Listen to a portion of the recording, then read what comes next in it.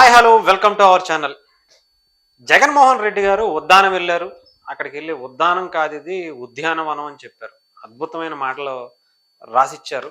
ఆయనకి వెనకాల ఇచ్చేవాళ్ళు చాలా అద్భుతమైన వ్యక్తులు. వాళ్ళ గురించి మనం అంటే వాళ్ళు ఎక్కడో ఆక్స్ఫర్డ్ యూనివర్సిటీలో చదువుకుని వచ్చిన వ్యక్తులు కాబట్టి అంత పెద్ద వ్యక్తిని కాదు. సరే, వాళ్ళు ఏం రాసిచ్చారు ఏంటి, అసలు ఆయన ఏం మాట్లాడారు అనేది కూడా ఒకసారి విందాం. ఆ తెలంగాణలో పోటీ పెట్టి ఇన్నిన్ని డైలాగులు, ఆంధ్ర రాష్ట్రానికి వ్యతిరేకంగా కొట్టిన ఇన్నిన్ని డైలాగులకు ఆయనకు పడిన ఓట్లెన్నో తెలుసా? చివరికి అక్కడ ఇండిపెండెంట్ గా నిలబడిన చెల్లెమ్మ బర్రెనెక్కకు వచ్చిన ఓట్లు కూడా ఈ పెద్ద మనిషికి దత్తపుత్రుడికి రాలేదు. ఇకపోతే అంటే బర్రెలక్కకు వచ్చిన ఓట్లు కూడా తెలంగాణలో పోటీ చేశారు ఈ పెద్ద మనిషి దత్తపుత్రుడు ఇద్దరు కలిసి. వీళ్ళిద్దరికి కనీసం అక్కడ బర్రెలక్కకు వచ్చిన ఓట్లు కూడా రాలేదు అని చెప్పి అన్నారు. సరే, జగన్మోహన్ రెడ్డి గారు జనసేన పార్టీకో టీడీపీకో ఇక్కడ అసలు పోటీ చేయలేదనుకుందాం. లేదంటే జనసేన పార్టీ పోటీ చేసి అంటే 8 స్థానాల్లో 7 స్థానాల్లో డిపాజిట్లు కూడా రాలే. డిపాజిట్ కాదు, అసలు నోటాతో పోటీ పడింది అనుకుందాం. అసలు నోటాకు వచ్చిన ఓట్లు కూడా రాలేదనుకుందాం.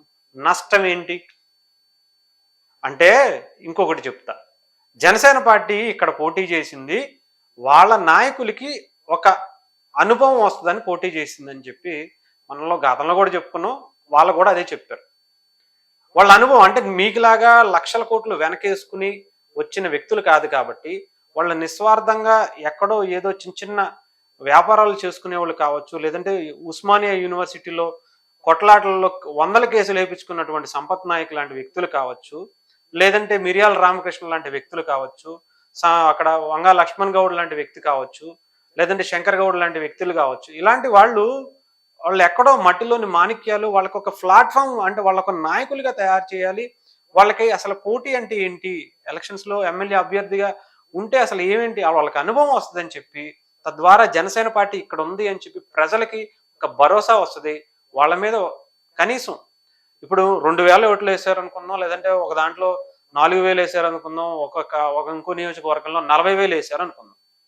అసలు 2000 మంది జనసేన పార్టీని నమ్ముతున్నారంటే వాళ్ళొక్క బలం ఏంటో ఆలోచించుకోండి.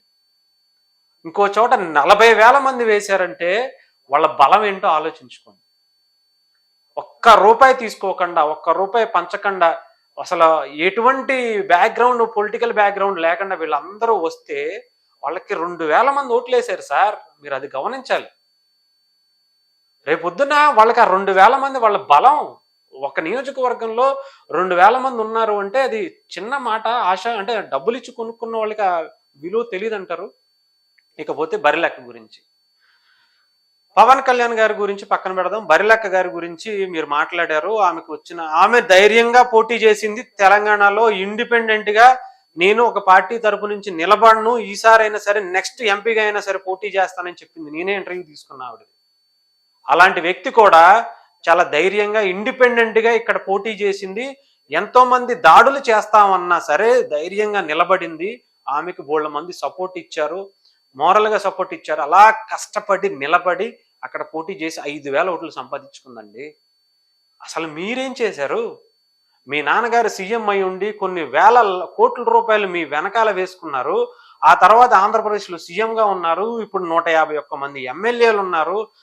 దగ్గర దగ్గర ఢిల్లీలో 30 మంది ఎంపీలు ఉన్నారు. వీళ్ళందరితో ఉన్న మీరు కనీసం పోటీ చేయటానికి కూడా ఇక్కడ మీకు అసలు ఏ రకంగానూ భయపడిపోయి వెళ్ళిపోయి కూర్చున్నారు. అసలు తెలంగాణలో అడుగు పెడదామంటేనే మీకు కింద పైన తడిసిపోయే పరిస్థితి వచ్చింది.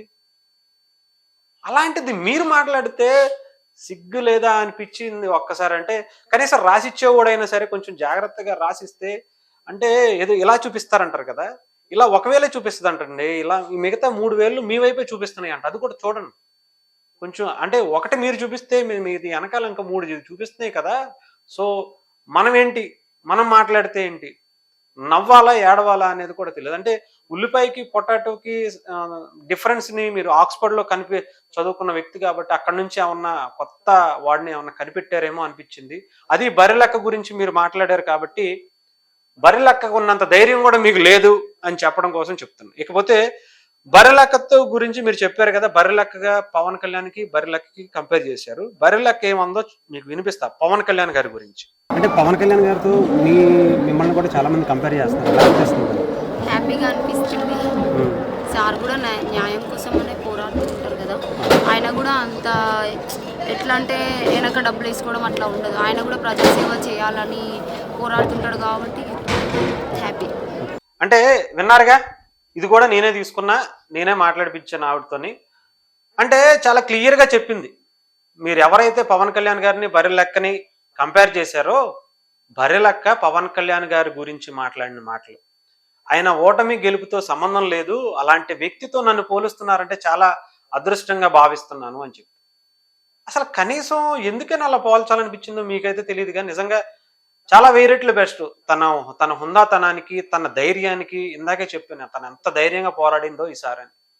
ఇకపోతే పవన్ కళ్యాణ్ గారితో పోల్చడం, ఓటమి గెలుపు అనేది ఎవరికైనా సరే తొలిమెట్టుగా తీసుకోవాలి, దాని వెనకాల చాలా బాధ్యత ఉంటుంది అని చెప్పి. అయితే తను చెప్తుంటే అంటే డబ్బుల గురించో ఇంకో దాని గురించో ఆయన పనిచేయరు పవన్ కళ్యాణ్ గారు లాంటి వ్యక్తి అని చెప్పి. అంటే వెనకాల మాట్లాడుతున్న వ్యక్తి ఆయన ఏదో చేశారు, ఏం చెప్పాడనే తర్వాత పక్కన పెడితే, కొన్ని వేల కోట్ల రూపాయలు వెనకాల వేసుకుని మీరు మాట్లాడుతుంటే అది అసలు పట్టా మీలాంటి వ్యక్తులకి ఒక గట్టి సమాధానం ఇచ్చిందనిపించింది. ఒకసారి చెప్పుదేసి వాట్ మన ఒకటి బీగినట్టు అనిపించింది. అలాంటి వ్యక్తి గురించి మీరు మాట్లాడడం ఏంటండి బర్రెలక్క గారు? అసలు మీరు ఏం మాట్లాడుతున్నారు? అదే జగన్మోహన్ రెడ్డి గారు, అసలు ఆ వైఎస్ఆర్సీపీ నాయకులు కనీసం ఏమన్నా ఉందా? అలాంటి వ్యక్తి గురించి మాట్లాడేటప్పుడు కనీసం చూసుకోవాలి కదా. ఆయన నిస్వార్థంగా పనిచేసే వ్యక్తి, ప్రజల కోసం సేవ చేసే వ్యక్తి, ఆయన సొంత డబ్బులు తీసుకెళ్లి ప్రజలకి ఇచ్చేస్తున్న పిచ్చోడు. అలాంటి వ్యక్తి గురించి మనం మాట్లాడితే చాలా నవ్వు వస్తుందండి. మనం మాట్లాడకూడదు. ముందు ముఖ్యంగా మీలాంటి వ్యక్తులు మాట్లాడకూడదు. కనీసం ఆ బర్రెలక్కతో కంపేర్ చేశారు. ఆవిడకున్న ధైర్యానికి పవన్ కళ్యాణ్ గారికి ఉన్న సేవా దృక్పథానికి ఇద్దరికి మ్యాచ్ అవుద్దేమో, కానీ మీరు దయచేసి ఇలాంటి మాటలు మాట్లాడితే కొంచెం చాలా నవ్వు వస్తుంది, చాలా ఆశ్చర్యానికి గురవుతారు. అంటే ప్రజలు ఎవరికి ఏమి తెలియదు అనుకుంటే సోషల్ మీడియా హల్చల్ చేస్తుంది, సోషల్ మీడియా హవా నడుస్తుంది. సో మీరు ఇన్ని అంటే పిచ్చోళ్ళు, అంటే జనాలు పిచ్చోళ్ళు కాదు, మీరు ఇలాంటివి చేస్తే మీమ్స్కి బాగా దొరికేస్తారు. సో దాన్ని దృష్టిలో పెట్టుకుని వెనకాల రాసిచ్చేవాళ్ళు చక్కగా జాగ్రత్తగా రాసిస్తే బాగుంటుంది. అంటే ప్రతిదానికి మనం చూసే మాట్లాడతాం కాబట్టి అది చూసి కాకుండా అసలు వాళ్ళు ఇచ్చింది ఏంటి, ఇది మనం చెప్పచ్చా లేదా అనేది మన ఓన్ ఆలోచన కూడా కొంచెం పెడితే బాగుంటుందని అనిపించింది. మీరు తీసుకోవర్లే కానీ మీ ఆలోచనలు మీ పెద్ద పెద్దోళ్ళు, మీరు ఆక్స్ఫర్డ్లో పొటాటోకి ఉల్లిపాయలకి కంపేర్ చేసిన వాళ్ళు. సో మాకంత ఇది లేదులేండి. ఎంతైనా మీరు మీ ఆలోచన హ్యాట్స్ ఆఫ్.